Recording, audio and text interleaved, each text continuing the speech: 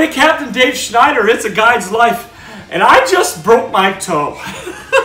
All right, forget that. Listen, guys, I want to shoot you a little deal here tonight, and I want to show you something that I've had several people ask me about. I spent my day today with what are you looking at? Just seeing what's on the fridge. Okay, listen. All right, I spent my day today with a guy by the name of Glenn. Hey, Glenn, shout out to you, brother. And he and I worked on his electronics a little bit, and I want to kind of show you a little bit of, I had this idea. I've had several people ask me, especially people who are in the boat with me, guests I've had, will ask me, how do you take care of your electronics? And I've brushed on this before, but I'm going to show you the specifics tonight, really quick. I'll do this in about a 4 or 5 minute video if I can. Guys, I use a concoction that's made up of, I'm talking about day-to-day cleaning of the graph itself. I keep a clean, soft towel. I actually have a Lowrance soft cloth microfiber. It's about this big that I use on the graphs. But sometimes I'll just use my good cotton, real soft cotton towels as well. But what you need for day-to-day cleaning of your electronics, you need alcohol and dish soap. It's key that the dish soap doesn't have any sort of lemon in it. That's key. It doesn't have to be Dawn, but I always use Dawn. This is what my wife buys, and this is what I use. The green Dawn is fine as well. All right. I get myself an empty squirt bottle. This is an empty. You can buy these at the store at the dollar store for $1. Go figure. But I get these bottles, just a cleaner bottle like this here, and I open it up. Now this one has some solution already in it. It is alcohol. All right. So you take the lid off real quick. Obviously, you take your alcohol. You pour your alcohol into the bottle. I like to usually get it what I consider to be basically full. All right. And I'm going to get this up near the lid, right about there.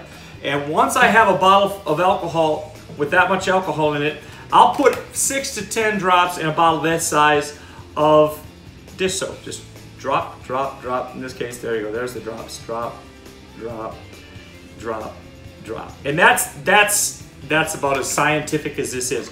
What you don't want is when you spray it on your graph, if it seems soapy, then it's not a big deal. You didn't ruin your graph, but you need to increase the level of alcohol in it. But that's about what I use right there. All right. And again, I'm going to put the lid. I'm going to screw the top on here. Get it squared up to the world, just like this. And you have Lowrance cleaner. Guys, all you do is spray this on the face of it. Okay. And wipe it off. It takes all the spots off. It takes all the day-to-day splashing that you get, and that's how I day-to-day. That's how I maintain my electronics. I sell my electronics every 6 months. When guys get them from me, they look brand new because this is what I do every day. When I get off the water, sometimes I'll do it midday because you'll get the dried water on it, and the sun hits that. And sometimes it's hard to read, especially on my front units where the sun is shining right down on the units. So that's the day-to-day maintenance. But sometimes, or you may be in this situation now, sometimes it gets dried on there. Sometimes I miss it a little bit. My toe is turning purple, I'm telling you right now. But that's beside the point.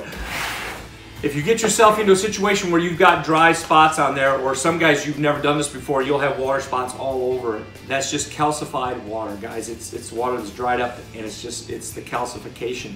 When that happens, you need distilled white vinegar. You don't have to buy this big a bottle. You can buy one that's this big as well. You take some paper towel. For today's purposes, I'm just going to use household paper towel because that's all you really need.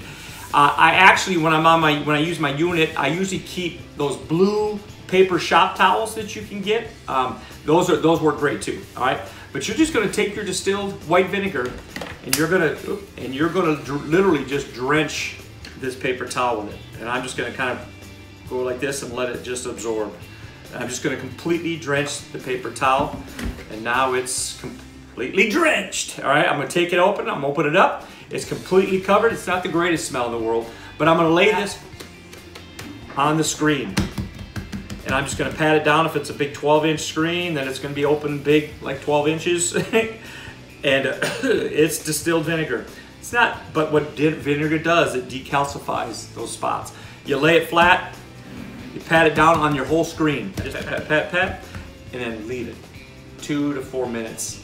Just leave it. Make sure it's drenched. Make sure the entire screen is covered. I just push all the way around on the screen, and I leave it sit like that. Now I try not to get this product or this product on the casing too much. Now this is not going to hurt the casing very much, and I don't know that this would either necessarily, but it's just in my head that's what I do. I just try and keep it on the screen itself. After 2 minutes to 4 minutes, I just gently peel that off and I discard it. I spray the cleaner on that screen, just like that.